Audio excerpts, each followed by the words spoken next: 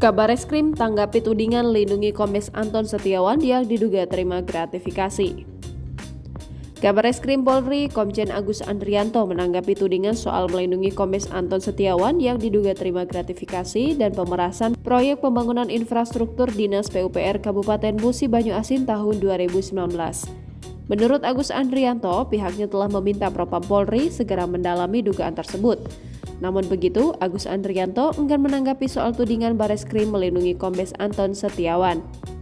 Hanya saja, Agus membenarkan bahwa Kombes Anton Setiawan memang kini bertugas di Bareskrim Polri.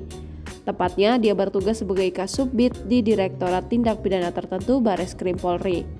Diberitakan sebelumnya, Indonesia Police Watch meminta Kabareskrim Komjen Agus Andrianto transparan dan membuka kepada publik kasus Kombes Anton Setiawan yang terlibat dalam penerimaan aliran dana dari terdakwa AKBP Dalizon. Adapun Kombes Anton Setiawan disebut terlibat dalam penerimaan kasus gratifikasi dan pemerasan proyek pembangunan infrastruktur Dinas PUPR Kabupaten Musi Banyu Asin tahun 2019. Dalam dakwaan jaksa penuntut umum dari 10 miliar rupiah itu, 4,75 miliar diberikan AKBP Dalizon ke Kombes Anton Setiawan secara bertahap. Jangan lupa subscribe, share, komen, dan like ya!